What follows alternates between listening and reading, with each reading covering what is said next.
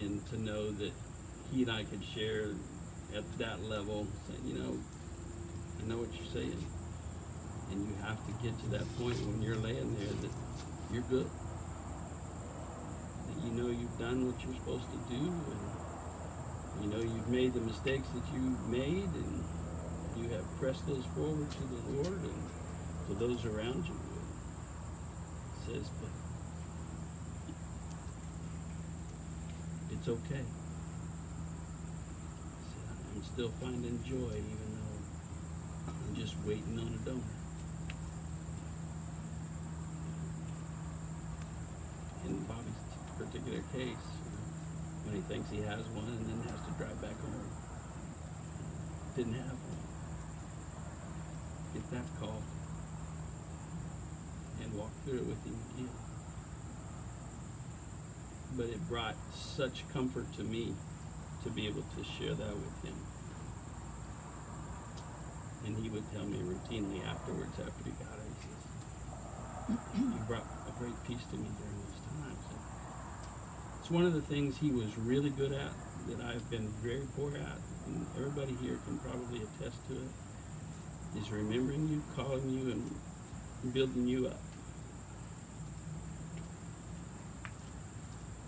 Always making it seem like, and even when the guy was undercover and working, I swear the guy didn't ever really have a job, because he always seemed to have time. And that's a gift.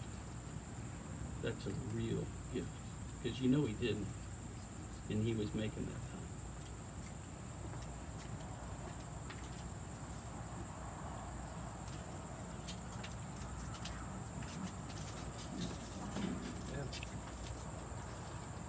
I can tell you, if is that thing still recording? Yes. Eric, this is your way, even though you probably know it just from being his son. But Cindy talked about when we made trips and Bobby went.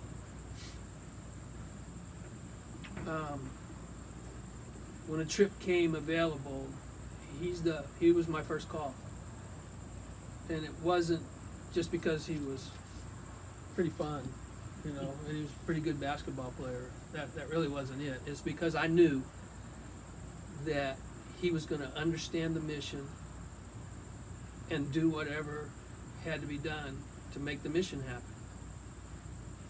That you know, it didn't matter. He was there for the mission. If that meant carry extra bags, it means carry extra bags. If it means make some arrangements to do something because I'm doing something else and when I need that help, he gets all that done.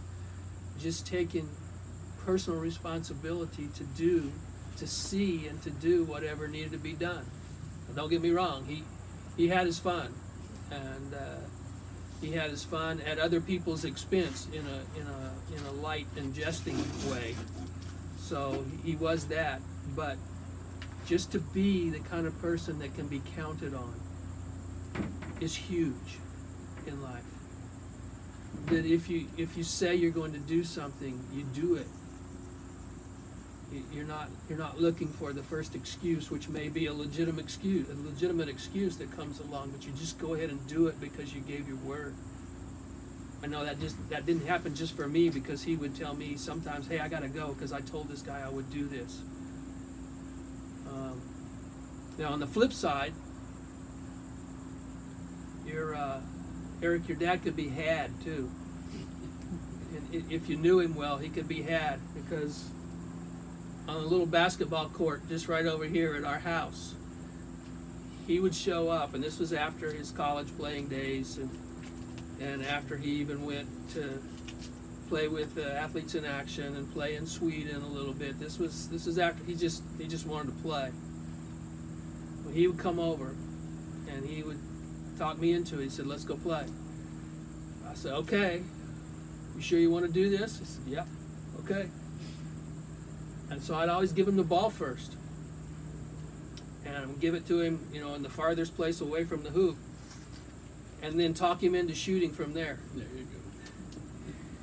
And I didn't tell him at the time, but when I talked him into shooting from there, I was always asking the Lord, help him make it. Help him make it. because if he made the first one, he would think he was a shooter.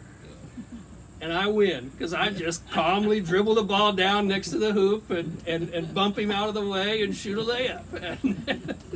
And he would get so frustrated. But when you get my age and you can't play any better than I do, you got to figure out the guy's weakness. And sometimes it's to get him to think he's great and then take advantage of him. But we used to do that. It was always a lot of fun. Always a lot of fun.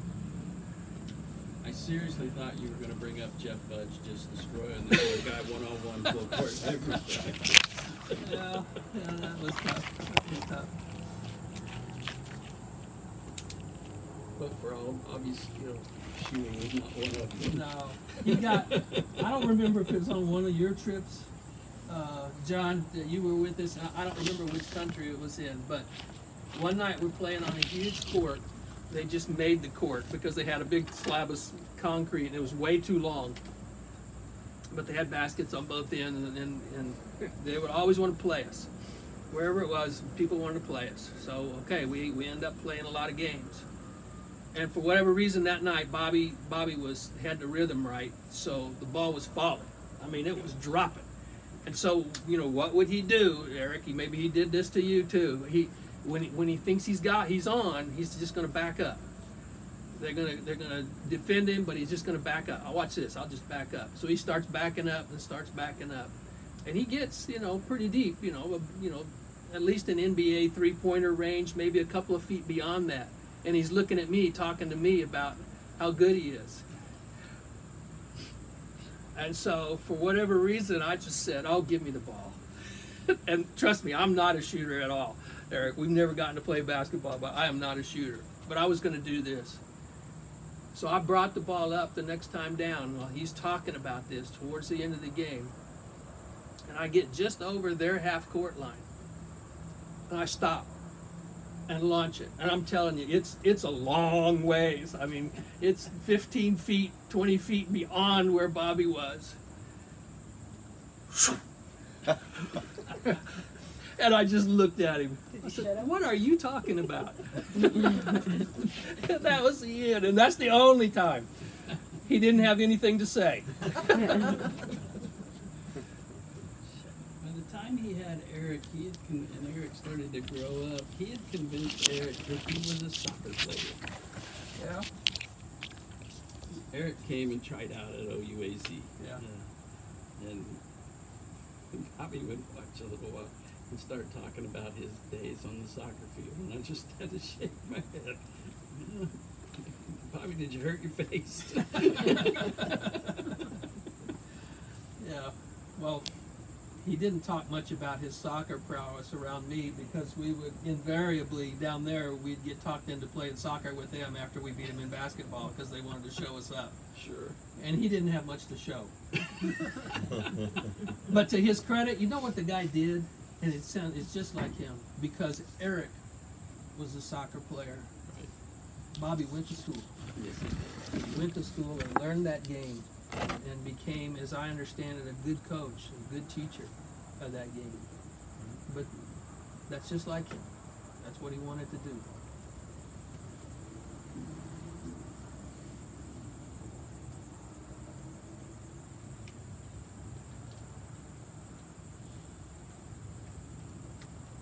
I do believe I still own an Orsa basket shirt, by the way.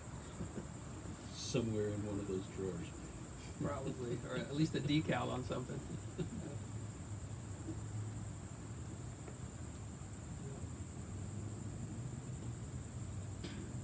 Well, how many of you can remember